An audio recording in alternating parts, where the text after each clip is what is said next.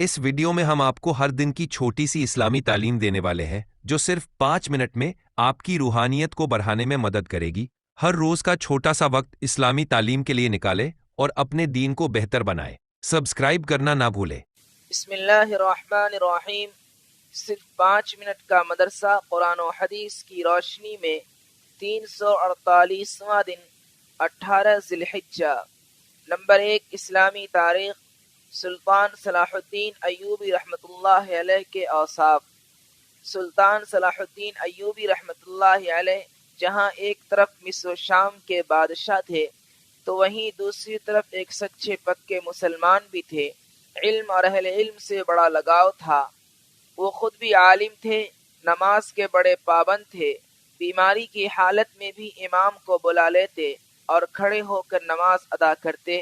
ایک موقع پر فرمایا کہ سالہ سال ہو گئے ہیں مگر میں نے ایک نماز بھی بغیر جماعت کے نہیں پڑھی۔ تعجب کی بات یہ ہے کہ بادشاہ ہونے کے باوجود عمر بھر زکوٰۃ فرض ہونے کی نوبت ہی نہیں آئی۔ صدقات و خیرات میں سارا مال خرچ کر دیتے، کبھی اتنا جمع ہی نہیں ہونے دیتے کہ زکوٰۃ فرض ہو۔ قرآن شریف سنتے تو اکثر آنکھوں سے آنسو جاری ہو جاتے۔ بڑے رحم دل اور بردبار تھے۔ خادموں اور اپنے ساتھیوں کی غلطیوں کو نظر انداز کر دیتے تھے۔ حتیٰ کہ بیت المقدس جب فتح ہوا تو عیسائیوں کا بادشاہ گائی سلطان صلاح الدین ایوبی کے سامنے لایا گیا۔ بادشاہ بہت ڈرا ہوا تھا، اب قتل کر دیا جائے گا، مگر سلطان نے اسے اپنے پاس بٹھایا اور اطمینان دلایا کہ وہ قتل نہیں کیا جائے گا۔ بہرحال اللہ تعالیٰ نے ان کو بہت سی خوبیوں سے نوازا تھا۔ سن 589 ہجری میں ان کا انتقال ہو گیا۔ نمبر 2، حضور صلی اللہ علیہ وسلم کا معجزہ، غیبی مدد۔ صحابہ کرام رضی اللہ عنہم فرماتے ہیں کہ ہم ایک سفر میں اللہ کے رسول صلی اللہ علیہ وسلم کے ساتھ 400 آدمی تھے۔ ہم لوگوں نے ایسی جگہ پڑاؤ ڈالا جہاں پینے کے لیے پانی نہیں تھا۔ ہم سب گھبرا گئے۔ اتنے میں ایک چھوٹی سی بکری اللہ کے رسول کے سامنے آ کر کھڑی ہو گئی۔ آپ صلی اللہ علیہ وسلم نے اس کا دودھ دوہا اور پھر خوب سیر ہو کر پیا اور اپنے صحابہ رضی اللہ عنہم کو بھی پلایا، حتیٰ کہ سب سیر ہو گئے۔ اس کے بعد اس بکری کو باندھ دیا۔ صبح کو اٹھ کر دیکھا تو وہ بکری غائب تھی۔ حضور صلی اللہ علیہ وسلم کو خبر دی گئی تو آپ صلی اللہ علیہ وسلم نے فرمایا جو خدا اس کو لایا تھا وہی اسے لے گیا۔ نمبر 3، ایک فرض کے بارے میں، وراثت میں لڑکی کا حصہ۔ قرآن میں اللہ تعالیٰ فرماتا ہے اللہ تم کو تمہاری اولاد کے سلسلے میں حکم دیتا ہے کہ ایک لڑکی کا حصہ 2 لڑکیوں کے برابر ہے۔ فائدہ، والدین کی وراثت میں لڑکے کے 2 حصے اور لڑکی کا 1 حصہ ہوتا ہے جس کا ادا کرنا فرض ہے۔ نمبر 4، ایک سنت کے بارے میں، پرہیزگاری اور مالداری کی دعا۔ رسول اللہ صلی اللہ علیہ وسلم یہ دعا فرماتے تھے اللہم انی اسألک الہدی والتقی والعفاف والغنی۔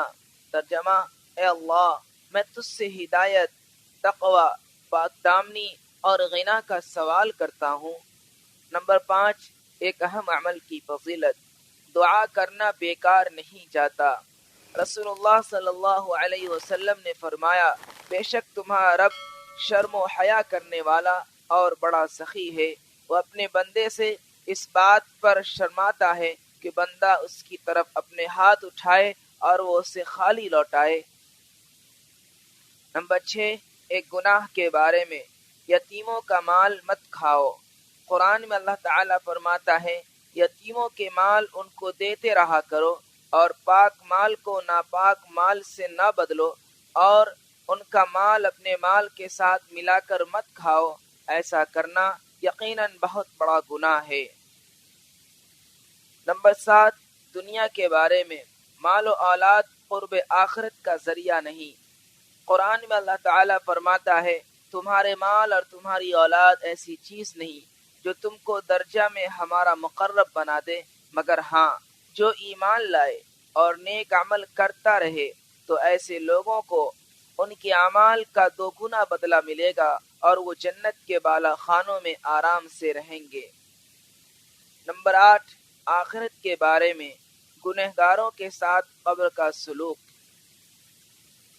رسول اللہ صلی اللہ علیہ وسلم نے فرمایا، جب گنہگار یا کافر بندے کو دفن کیا جاتا ہے تو قبر اس سے کہتی ہے، تیرا آنا نامبارک ہو، میری پیٹھ پر چلنے والوں میں تم مجھے سب سے زیادہ ناپسند تھے، جب تم میرے حوالے کر دیے گئے اور میرے پاس آ گئے تو تم آج میری بدسلوکی دیکھو گے۔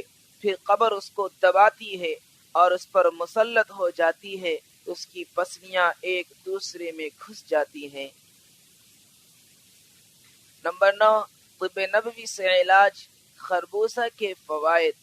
رسول اللہ صلی اللہ علیہ وسلم نے فرمایا، کھانے سے پہلے خربوزہ کا استعمال پیٹ کو بالکل صاف کر دیتا ہے اور بیماری کو جڑ سے ختم کر دیتا ہے۔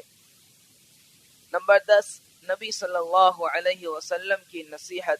حضرت انس رضی اللہ عنہ کی والدہ نے سرکار دو عالم صلی اللہ علیہ وسلم کی خدمت میں حاضر ہو کر عرض کیا، مجھے کچھ وصیت فرمائیے۔ آپ صلی اللہ علیہ وسلم نے ارشاد فرمایا، گناہوں کا چھوڑ دینا بہترین ہجرت ہے، فرائض کی حفاظت کرنا بہترین جہاد ہے، اور ذکر الہی بکثرت کرتی رہو، اس لیے کہ تم اللہ کے ہاں اس سے زیادہ محبوب چیز لے کر نہیں آ سکتی ہو۔